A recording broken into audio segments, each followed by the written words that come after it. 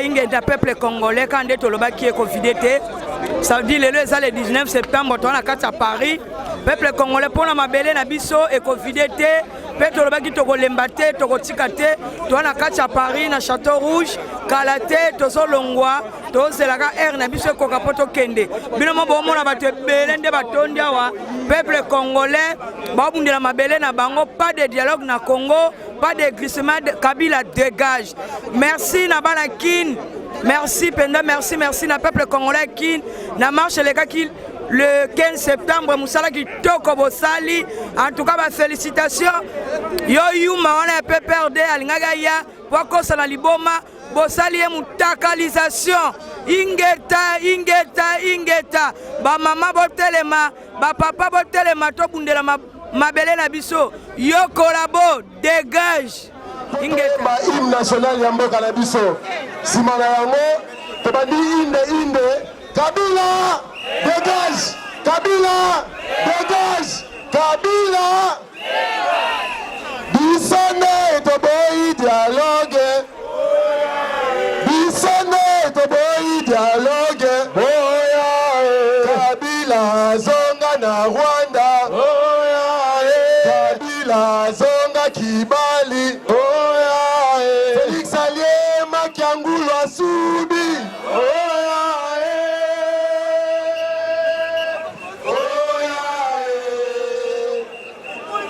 Poussa na bato sécurité s'il vous plaît bozo liboso pona ko sécuriser bande ko la biso to poussa na banobi keba na filtré jala mayele keba na filtré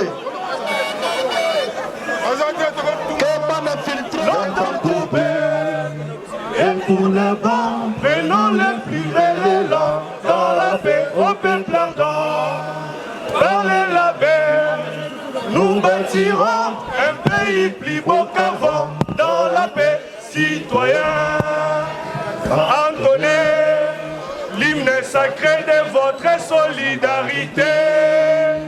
Fièrement saluez l'emblème d'or de votre souveraineté. Congo, don béni, des aïeux, au pays, bien-aimé. Nous assurerons sa grandeur. 30 juin en 12 soleil, 30 juin, 30 juin. Jour sacré soit les témoins, jour sacré de l'immortel, serment de liberté. Et nous léguons à notre postérité pour toujours.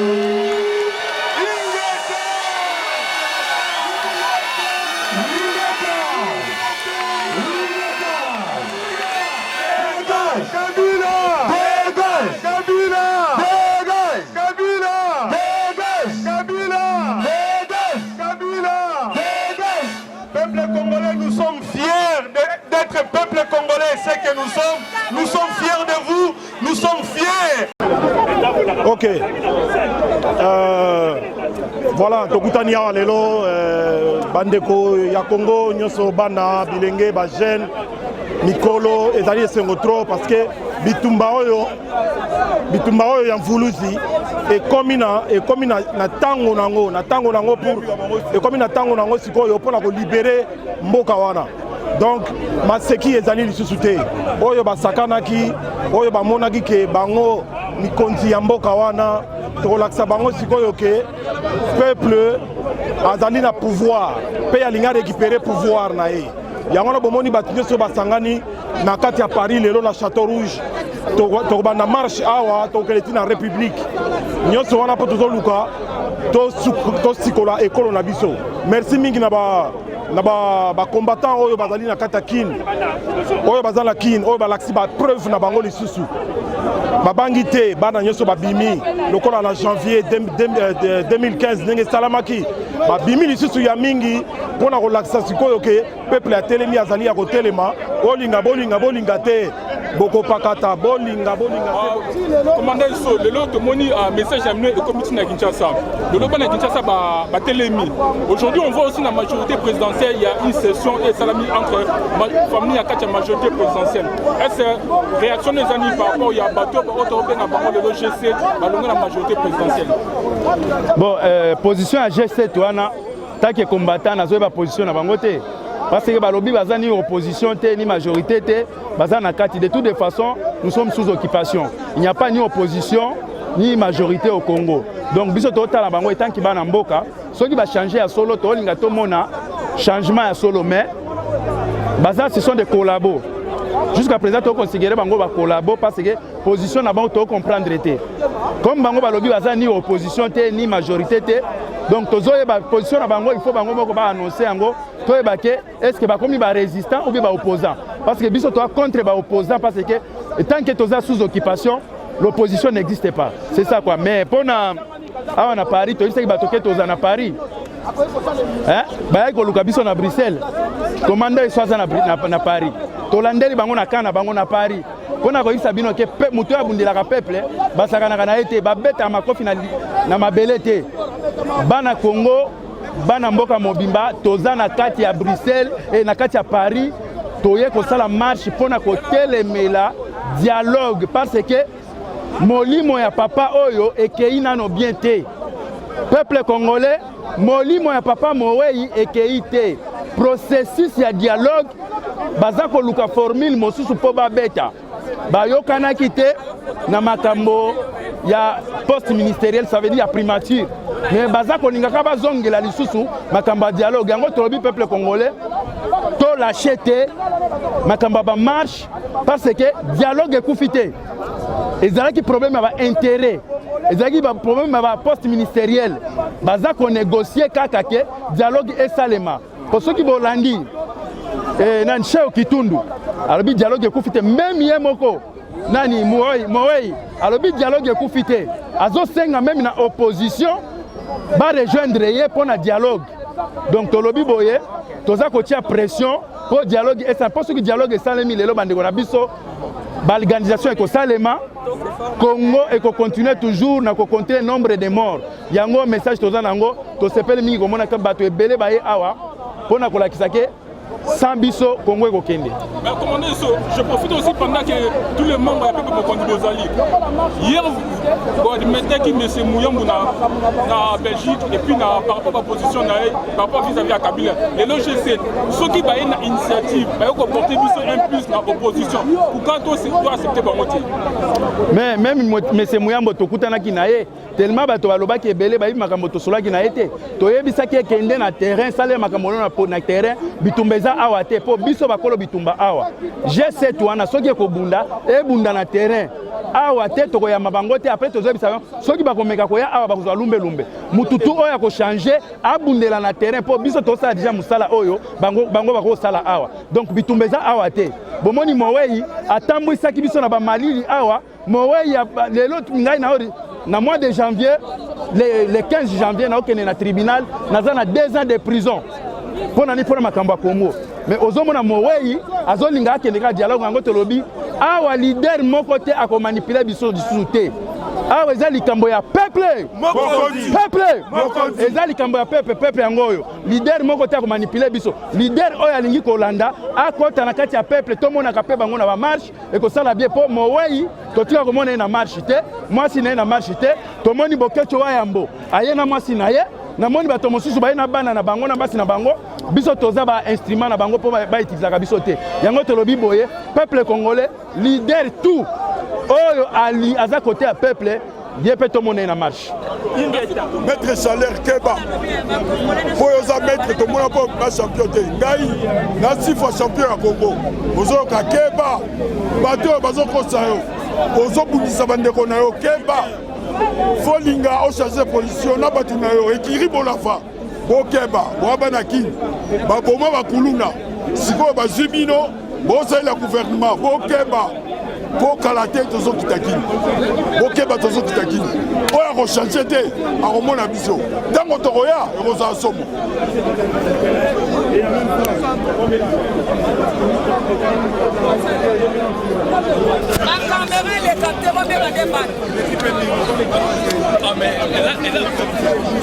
En fait, on peut sa précision. Nazali, président fondateur, il y a Force Nouvelle du Congo Libre. Où Ezali, une des plateformes, il y a Paris, il y a des résistants, activistes, il y a Paris, Congolais de Paris. Nazapé, président de la Fédération France, il y a unique. Où Ezali, parti à Dr Georges Aloula.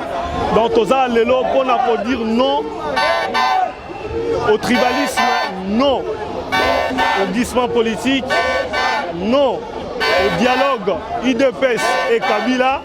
Nous disons Kabila dégage. Nous avons déjà Ganga à Paris, Kabila dégage. Paris ne tombera pas, le Congo ne tombera pas. Ceux qui les lobes à Rwanda va mater Bisso. Bisso jeunesse congolaise na poto na Kinshasa va telemi va l'accès Bisso na s'intéresse que va déterminé. Donc, nous avons celle au Maloba. Aujourd'hui, tout le monde a la majorité présidentielle, toute la famille est allée dans la session complètement. Il y a un groupe qui s'est formé qu'on appelle communément à G7. Réaction des amis par rapport, il y a des avouements par rapport, il y a l'autorité morale par rapport qui est M. Kabila. On ne trompe pas le peuple congolais. Kosibiso Mingi. G7 va se désolidariser na Kabila et Zali théâtre, et ça coup de théâtre. Batouana va fandi na Kabila, va lier na Kabila, va lier na Mobutu. Bamoni ke Kabila zo kende ba imba kosa peuple que bango bazali contre Kabila et ça pour se sauver ba pona bango. Peuple congolais a yebi ba jeu et théâtre o bango bazali ko sala. Yango tozali ko senga na banakin. Boyebi batunyo to basali na Kabila. Balingi peuple te. Soki balingaka peuple mais lelo ba travailler na Kabila te ba travailler na Kabila parce que balanda ba intérêt on a ba intérêt na bango yango tozali ko yebisa na peuple congolais bo fongola misu bo sala vigilant mutu moko te o asai na Kabila lelo okiko lobake no atiki Kabila po azalda peuple bazana ba mbongo ebele o basali bazwina Kabila lelo oyo ba yebi ke Kabila zo kende yango ba yimba diembela po bo s'occuper na bango te botalela bango pena bien totalela bango bien to fongola bango misu parce que bazaba aventurier. Merci. Quelle est les dernières nouvelles du président Georges Aloula? Président Georges Aloula. Il a abandonné parce que c'est un homme de terrain. Tout le monde a curieusement, on le voit plus dans les terrains. Docteur Georges Aloula, Azali na Washington, a Kendaki, Kokuta na famille na ye pratika depuis le mois de mars. Mais Masolo Ezali bien, diaspora congolaise, Eza na Docteur Georges Aloula, Azana diaspora congolaise. Toti Kanzambe akamba biso pour le prochain mois et les prochains jours pour un bon futur ya Congo la biso avec le docteur Georges Aloula na bandeko mususu oyo nzamba kosala keto travailler na bango ensemble pour na kotombola mboka na biso ba Rwandais ba ko ici pe ba humilier. Merci beaucoup Midi Sengene. Une dernière question pour finir. Message nous en avons par rapport à Bana Kinshasa aujourd'hui ils se sont réveillés pendant autant d'années autant on a une manifestation les 15 message d'encouragement ni au peuple ça. Nazali ko soutenir Banakin, nazali ko isa Banakin bo telema. Ngande ko na bino lisengando na 98 nazali na Kisasa. Tant bomaka ba Rwandais ba Kadogo. Nazali na faculté ya pharmacie na campus.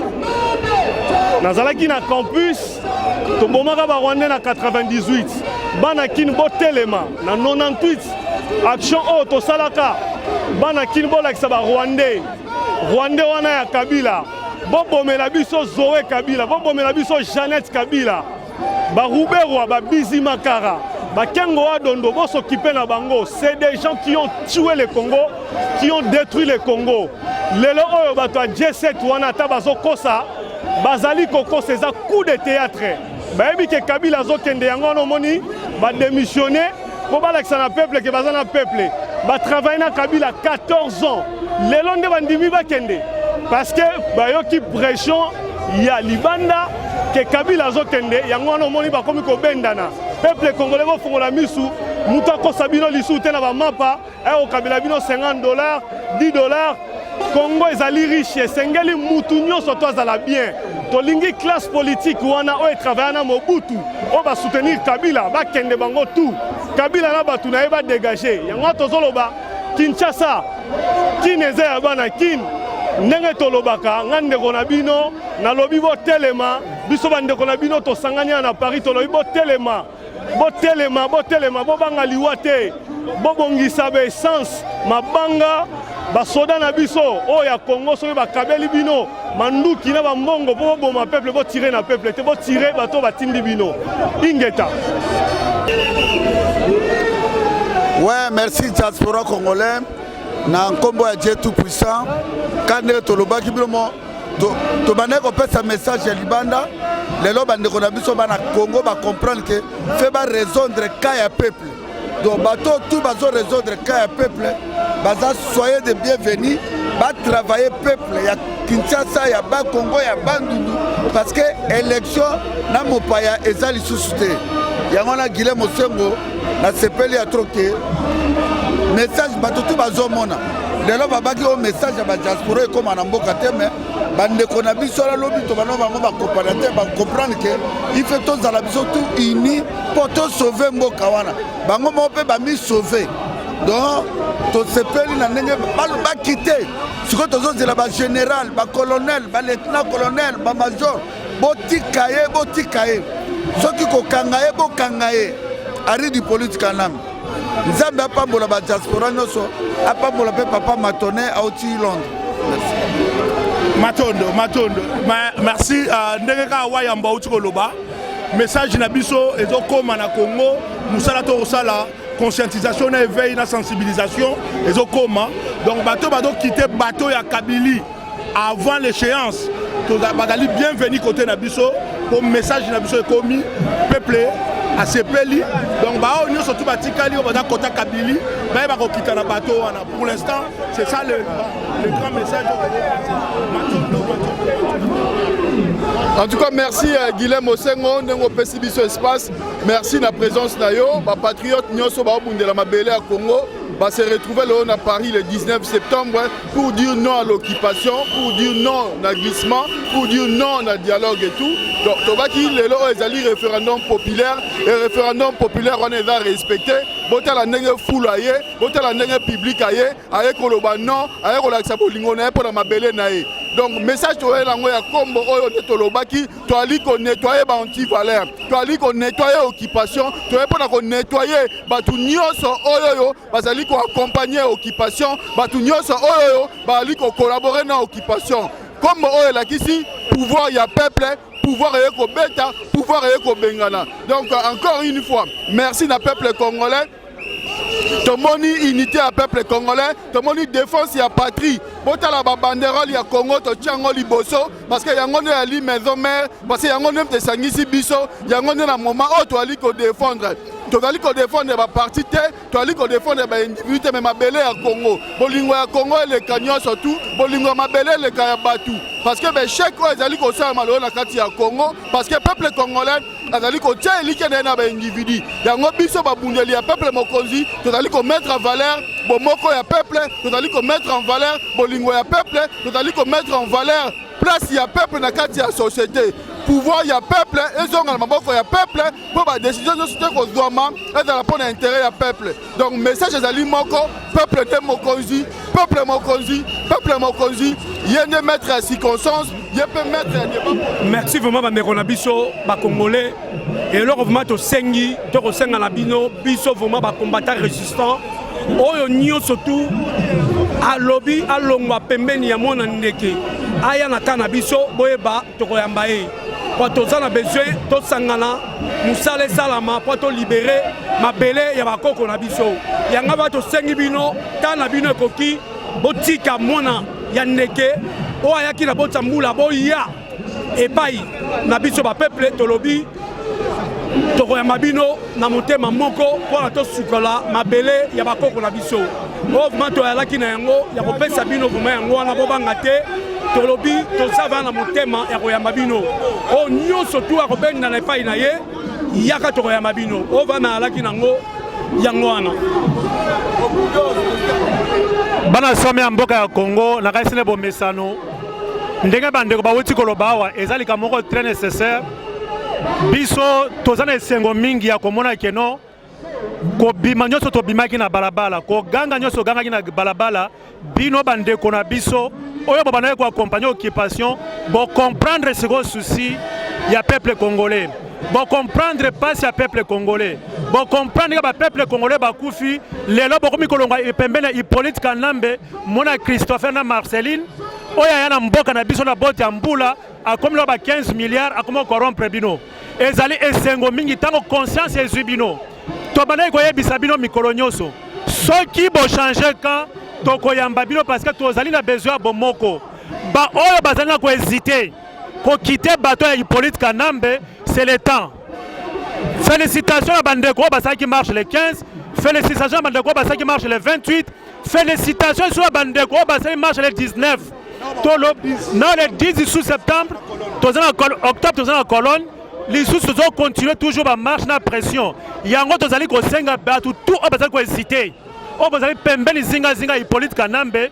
C'est le moment bolongo na bato wana boyena sima peuple yango to pesi longonya na bo bazu courage malgré ba intimidation bazako kosala bino malgré nyoso ba kosala pona bino boza déterminé boza serein na décision bozu yango parce que ça décision moko noble pour 12 millions de morts de Congolais pour 5 millions de femmes violées pour ba déplacer ya mboka na biso pour na misère ya mboka na biso pour na pillage ya mboka na biso pour na occupation ya mboka na biso et ça décision moko noble bozu tokoyamba bino na motema mboko me bino pe boza la sincère na décision bozui boza na ba agenda caché te mais boza na ba agenda oyo ezali sima peuple pour na ko soutenir kaka peuple parce que miko tozo bonela peuple uniquement rien pour la peuple ne message waki na yango wana tozali awa na kati ya Paris pour la marche absolue le 19 to boza na télé 10 octobre tozali na colonne pour la réunion na biso ya ba combattant résistant ya diaspora mobimba nazongi se maloba et pas Madone Kimbangu résistant combattant ya Angleterre matondo nakanisa bandeko balobi nyoso tuo bakoki koloba pona molokumu ya Congo kaka Congo mutuali suprême nakanisa bandeko tozosenga bino bo quitter na bateau ya Kabili avant échéance et kozala malamu mingi yango tozo conclure bozali bienvenue so bo quitter na bateau ya Kabili avant l'échéance matondo que le Congo d'abord matondo bolingo mabele eleki ya bateau.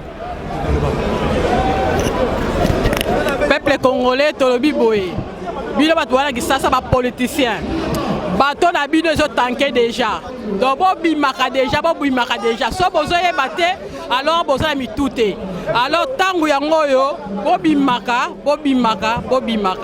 eloko na ngana yebisa bino yango wana. Ben voilà, chers amis, je crois que je tiens vraiment à remercier toute l'équipe et tous les Congolais en fait. Nanenge Boye très nombreux. Je crois que l'air est grave pour notre pays. Nous sommes là pour défendre la RDC. Nous ne sommes pas là pour les intérêts personnels. Le plus important, moi, au Congo, partout où il est, aux Ana pays, aux alliés Awa, aux alliés Sikanos, aux alliés Bundela Mboka. Nous ne sommes pas là pour défendre les intérêts, mais pour défendre le pays. Le pays est dans un état critique. Le pays est dans une situation où il faut tout le temps défendre. On a remercié par exemple que nous avons mis message qu'on a lancé. Bino yango yo Kabila est le système de gaz donc c'est bon hein? Donc message yango yo ozo senga que peuple congolais à la muka G7 attention à bino tolingi que pays na biso ezala libéré cette année on ne peut pas attendre jusqu'à 2016 l'air est grand pour ce pays là mettez-vous debout pour défendre notre pays merci.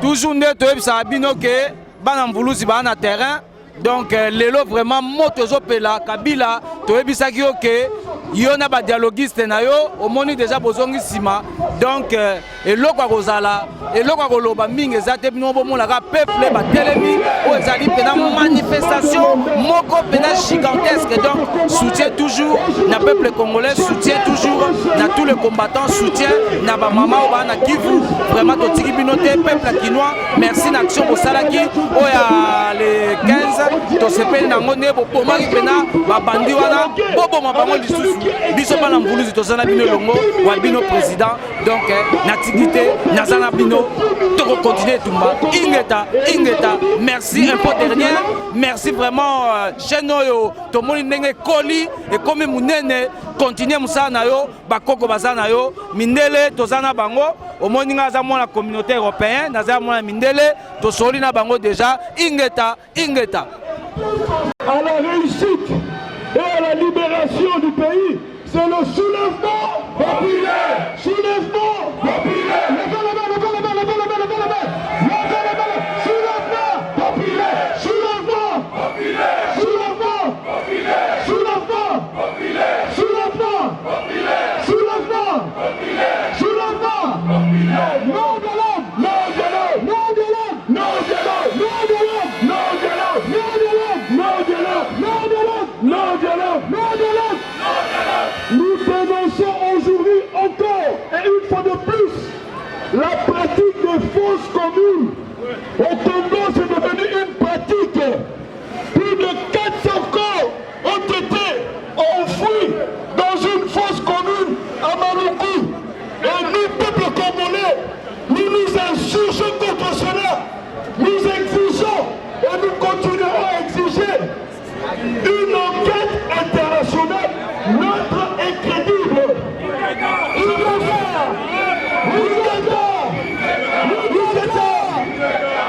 Voilà, merci. Non de l'homme. Non de l'homme. Non de l'homme. Non de l'homme. Non de l'homme. Non de l'homme. Soulèvement populaire. Soulèvement populaire. Soulèvement populaire. Soulèvement populaire. Soulèvement populaire. Soulèvement populaire. Non de l'homme. Non de l'homme. Non de l'homme. Non de l'homme. Non de l'homme. Non de l'homme.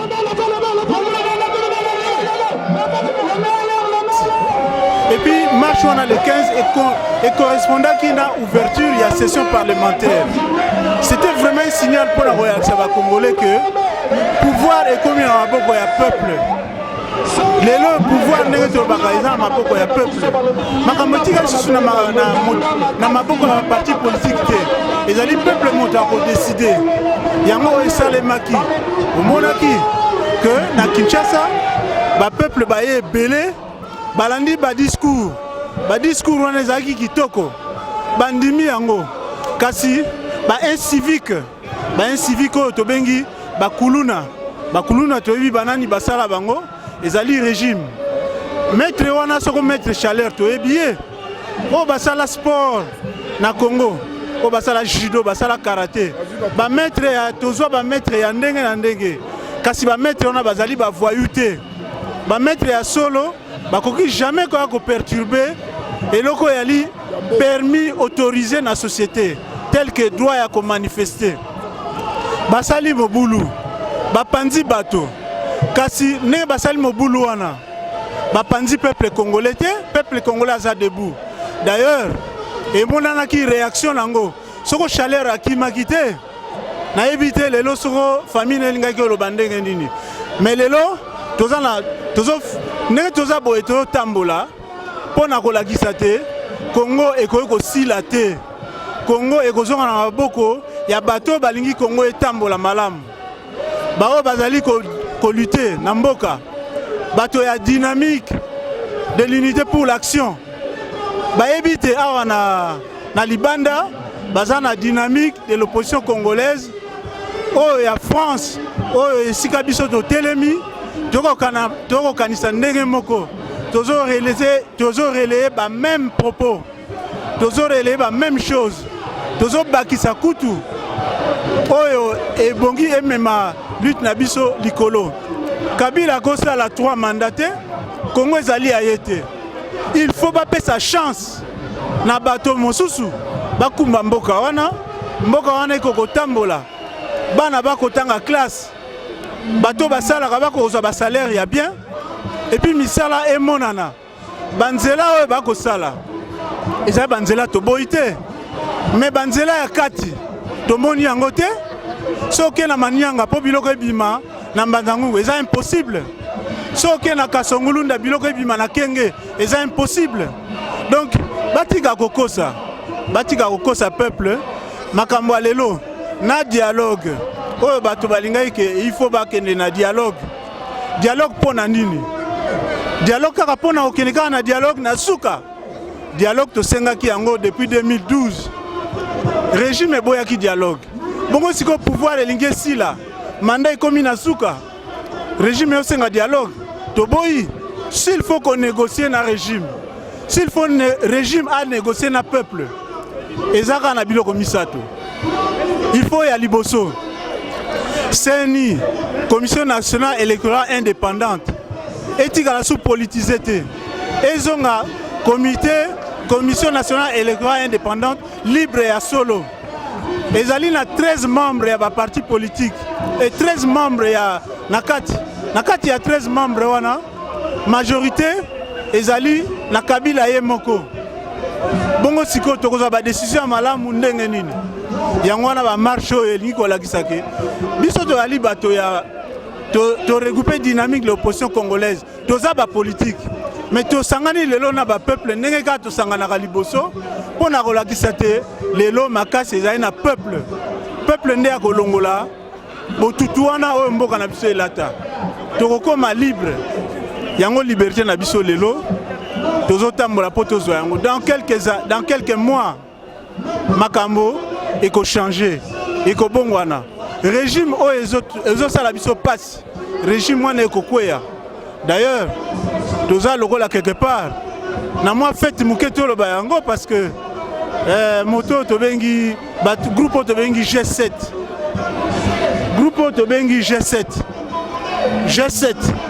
G7 lelo elakisi te na kati na bango moko na groupe na bango baza même pas na dialogue bongo na kati na bango dialogue ya ite balingi dialogue na biso dialogue na ba congolais te basa na dialogue na bango yango tosepeli bolanda ndenge marche kosalema na place Terne. Merci beaucoup. Belgique, bon alors le président Kabila va bientôt faire 15 ans depuis qu'il est au pouvoir. Vous savez, en même temps, en 2005, nous avons voté la constitution par voie référendaire. En votant cette constitution, le peuple congolais voulait vraiment montrer comment il faut vivre ensemble. La constitution oblige à ce qu'un président puisse faire 2 mandats. Kabila il va faire son 2e mandat, ça va se terminer le 27 novembre 2016. Tout ce que nous demandons, c'est que Kabila puisse partir, qu'il organise les élections et qu'il parte. On se rend compte qu'il est en train de mettre en place des stratégies pour se maintenir au pouvoir. Nous sommes contre ce maintien du pouvoir, nous sommes contre le dialogue, nous sommes contre le glissement. Nous voulons qu'il y ait tout simplement respect de la Constitution qui appelle à l'alternance. Donc nous sommes pour l'alternance, nous voulons qu'il y ait un passage civilisé entre le président Kabila et le prochain président de la République. Voilà pourquoi nous sommes là. Et loko toza kotambola wa pona ko empêcher Kabila asala et loko babengi muselu abime pa mususu na lopoto babengi yango glissement politique wana ya muselu muto asala lokola kwei mabimi kuna eza glissement na lingala muselu toboyi donc il faut kende mandat nezo sila za ko kende toza kotala mbolawa biso batu ya politique ba combattant ba résistant ti Kabila kokende ti kuna kokende merci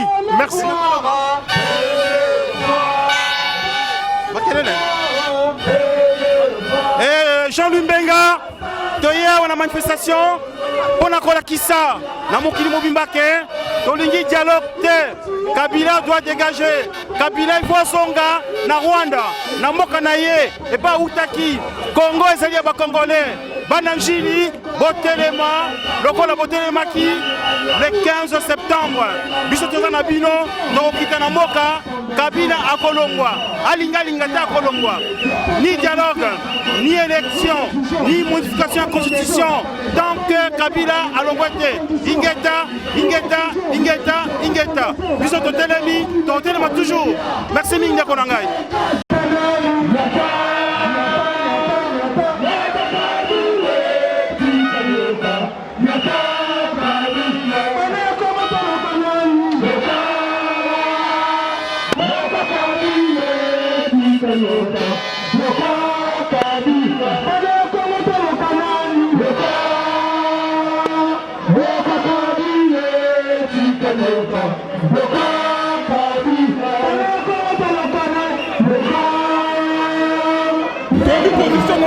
Il y a Félix Tshisekedi. On le dit, pourquoi cette union en ce moment? Non mais se rassembler entre le fils du pays, les alliés très importants. Raphaël Kibasa, c'est le fils du grand Frédéric Kibasa, un ancien membre fondateur de l'IDPS au Atika Bisso. Donc Lelo Oyo, avec Olakisa effectivement que Ali Patriote il est venu en tant que peuple congolais, en tant qu'acteur politique, au sein de l'IDPS fondamentaux, l'IDPS réunis, l'IDPS Oyoyo, pour défendre les valeurs de la démocratie, pour défendre les valeurs de la fondation de l'état de droit. Ce sont de vrais Congolais, ce sont des patriotes, qui ont l'intérêt supérieur de la nation au profit, il y a intérêt, il y a pas mal. Donc, encore une fois, courage. Moi, je remercie particulièrement Raphaël. Parce qu'aujourd'hui, il est déterminé pour la cause de son pays. Il est déterminé pour défendre l'intérêt supérieur de la nation. Donc, ce qui rassemble aujourd'hui les Congolais, c'est vraiment le message patriotique, c'est le message qui met en avant le pays, qui met en avant l'intérêt général et non le profit personnel. Donc encore une fois, Raphaël Kibasa, merci. On a accompagné ma maman, il y a IDPS fondamentaux. Donc vraiment, dans ces pays, ma maman est dynamique, il y a opposition, Bazali. Donc voilà, je ne sais pas s'il y a un mot par rapport à ça, à Manif aujourd'hui.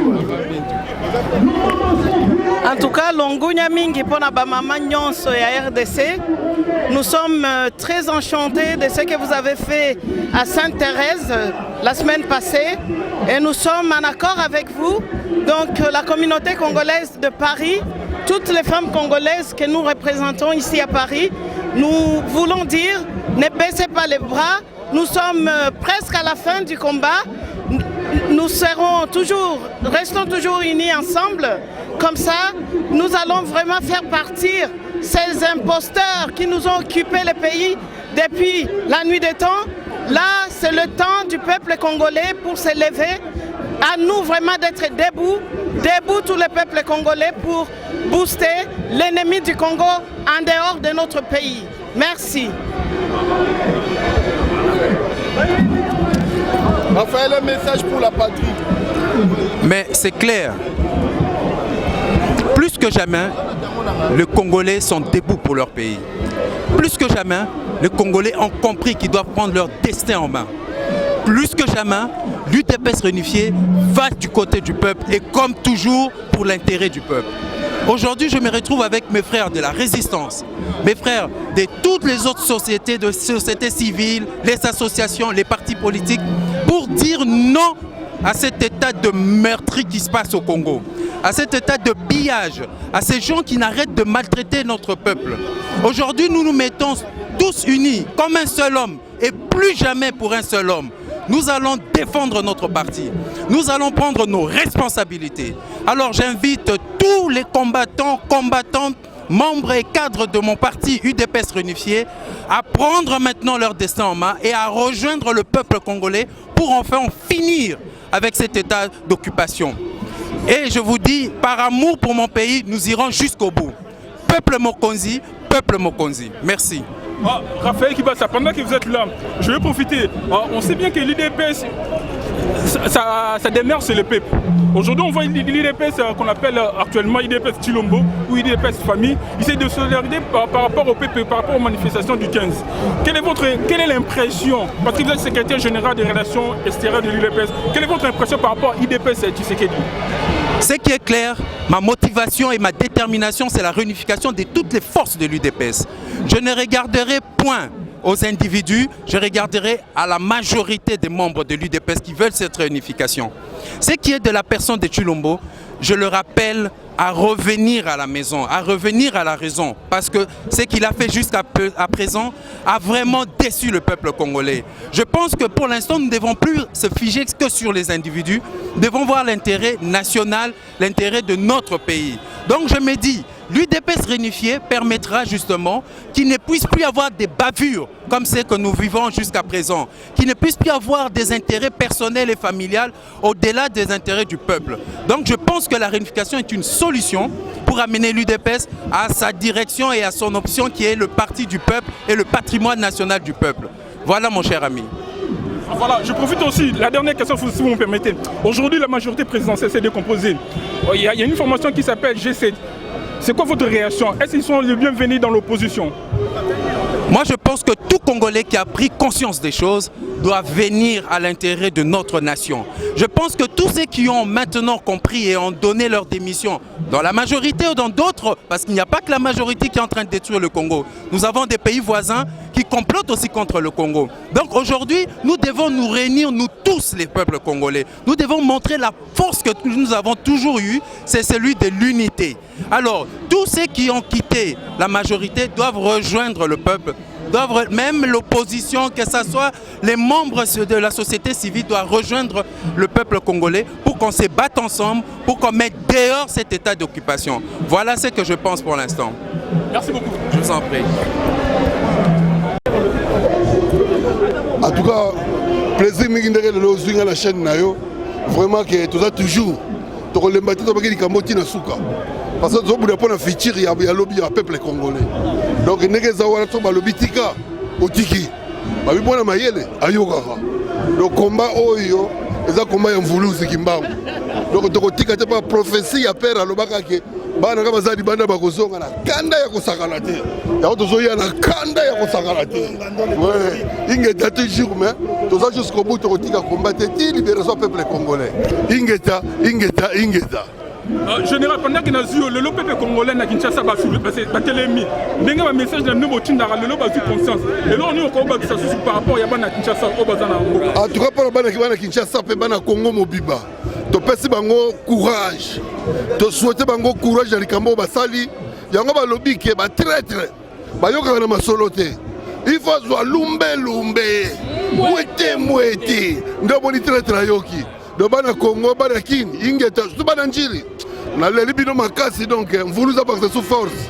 Ya mbalo na sengi bana kitambo bana bandal. Bana ya kasavubu. Bana kingasani hotel mabato il faut to bimisa bango libanda. Bakozo ba mama na lumbe baza libanda. Na sengi na bana Congo na pesi bino toujours ingeta.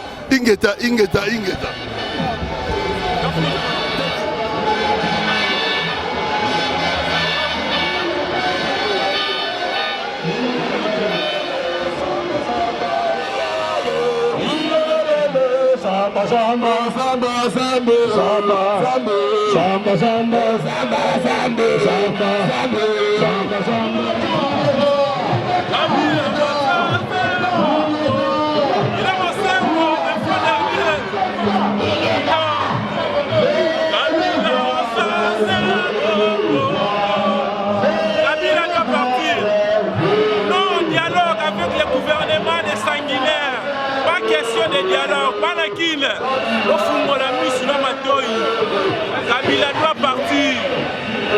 Aloko Sabino, Kabila doit partir. Sur le wapon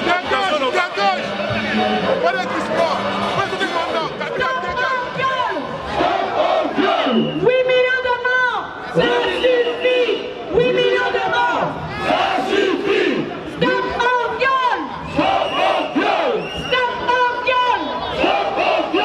Kabila.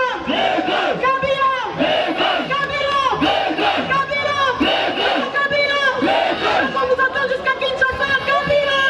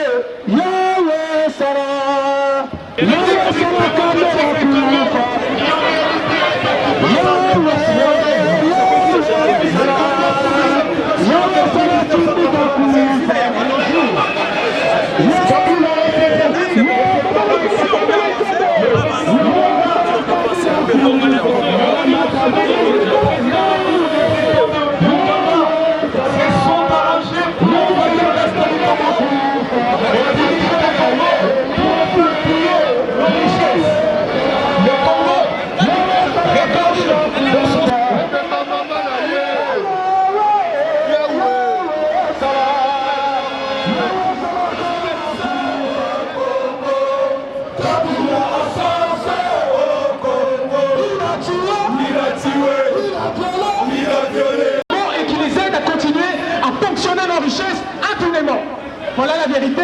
Et derrière, vous nous mettez entre le marteau et l'enclume.